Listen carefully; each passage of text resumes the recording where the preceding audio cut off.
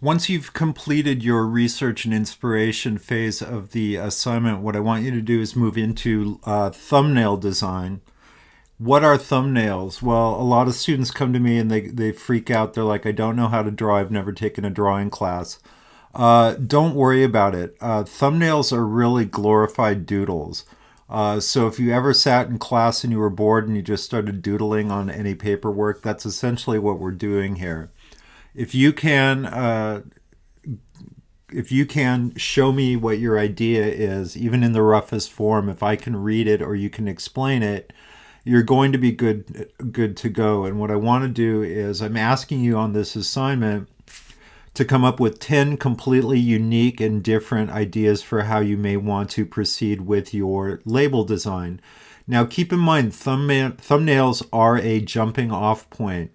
Your final label may end up looking nothing like your thumbnail. You may start designing on the computer based on one thumbnail, and as you start working on it and maybe swapping out different fonts and trying different shapes, or maybe you have some little happy accidents, your final design may not look anything like your thumbnail. It's a place to start on here. What I'm going to ask you to do, because I am asking you to do 10 thumbnail designs, I will be asking you to experiment with a lot of different styles. So I'll show you some of the ideas here. So here are examples from various projects of thumbnails. You can tell some of them are real rough and some of them are more rendered out and finished. So it really doesn't matter what your drawing skills are going to be here. The thumbnail stage is your visual thinking process. It is, in a lot of respects, the most important part of the design assignment or the creative process because you can cycle through a lot of different ideas really quickly. You don't have to worry about getting them perfect. That's why I prefer that you do these all in a pen on paper, preferably in the sketchbook I asked you to buy at the beginning of the semester. And then you're going to shoot those with your phone, or if you have access to a scanner, go ahead and upload them to Canvas or the class Gmail account. The reason I want you to do them by hand, there's just something about when you get on the computer, you start getting lost in the software and am I using the right tools and trying to make it perfect. And the thumbnail stage is not about perfect. All right. It's also, don't worry about coming up with bad or stupid ideas. Sometimes you have to come up with the stupid ideas and then you're like, well, that's stupid. But, if I change this and do that, now I've turned a stupid idea into something that's pretty great. So don't worry about trying to get things perfect. Again, if you can walk me through your ideas, you're going to be good to go on here.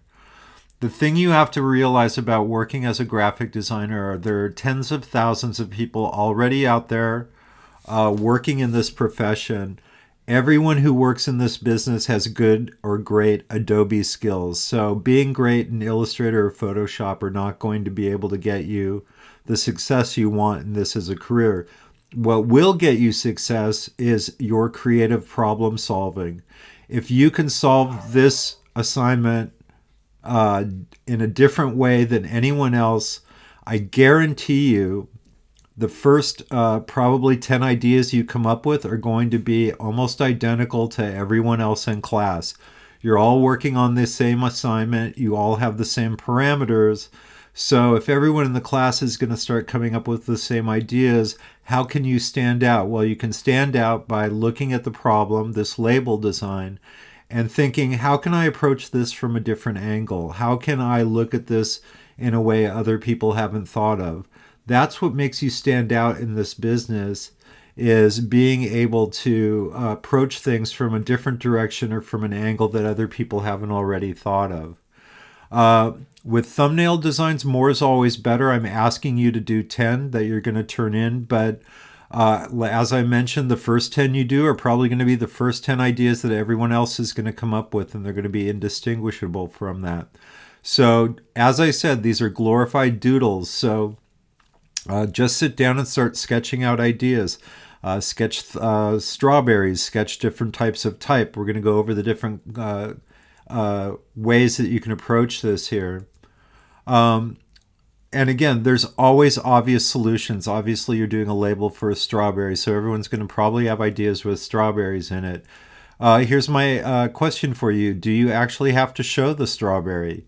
Keep in mind this is going on a clear clamshell package. We're going to actually be able to see the strawberries in the packaging. So maybe if everyone else is coming up with strawberry ideas, maybe you go a different direction. Maybe you focus on a typographic solution, or maybe you come up with an icon for a farm, or something that's not the most obvious solutions. Now, here's a good example of really rough thumbnail designs. Again, if you can walk me through your ideas, don't worry about whether it's perfectly drawn or if it's a perfect representation of anything. Some things you should explore.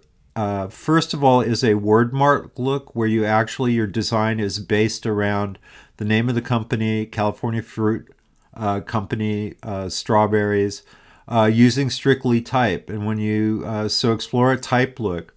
What does it look like in serif type? What does it look like in sans serif type? What does it look like all uppercase capital letters? What does it look like in all lowercase letters? How about if you mix and match? Can you do that? So again, you can see here with some of the examples on another assignment, just trying out different ways of working with the type. Can you use a script? All right. Different fonts. Again, serif fonts, sans serif fonts, upper and lower case. Think all the different ways you can do a type solution on this assignment for at least one or two of your thumbnails. All right. So more examples from different assignments, and you can see. And again, here, this might work for this assignment. Here are type little thumbnails done in obviously a more vintage style. That may be something that you'd want to explore. More examples of different types of type. Again, just doodles basically. All right, if you can walk me through it, you're going to be good to go on here.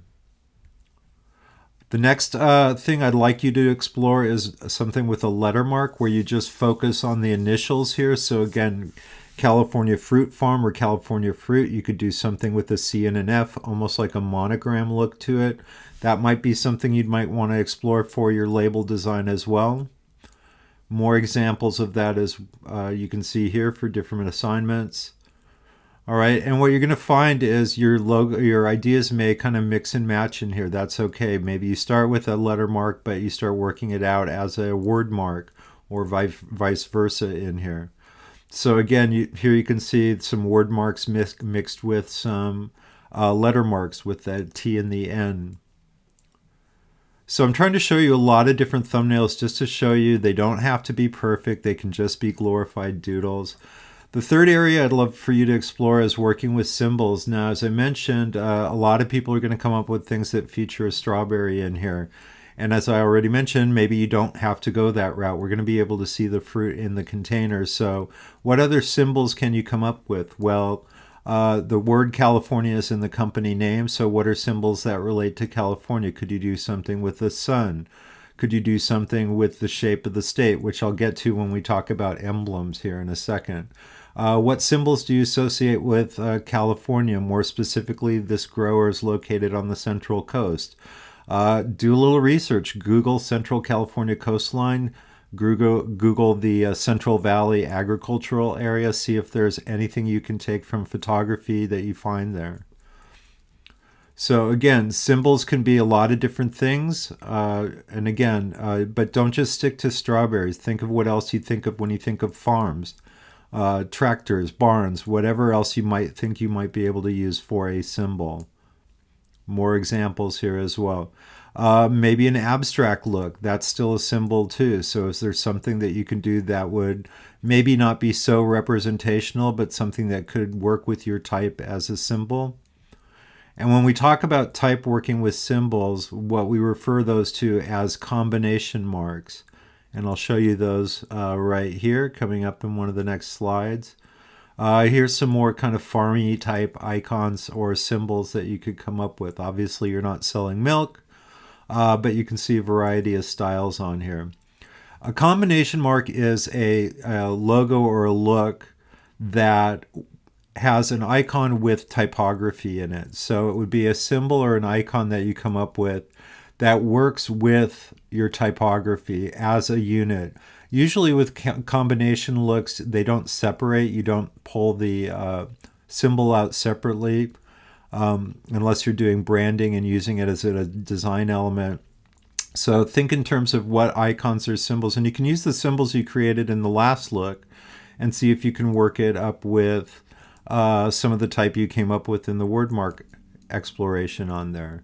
So again, more examples and a lot of different levels of drawing here, working with type with symbols. And then the last look I want you to explore is an emblem. An emblem is a shape that can kind of contain all your information in here. So are there shapes that you can use for your label? As I mentioned, California is in the name of the company. Could you do a California shaped shape that contains all the type in here? Or can you do a shape as simple as a shield or a circle that contains all your type?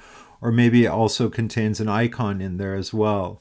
So I want you to explore all these various looks as you're doing your thumbnail designs, and try and come up with at least one or two from each of these areas that we're suggesting. So again, a word mark look, all type, a symbol or icon look that's just more of a kind of pictographic representation, a combination mark that's a symbol and type, an emblem, and then also a letter mark, which is more of just the initials of the company, maybe as a monogram, or maybe working with it in addition to type. What I'll be doing is I'll be doing a live demonstration for thumbnails. If you want to log in for that, I'll give you the date when I do that. But this should be enough to get you started on your thumbnail designs.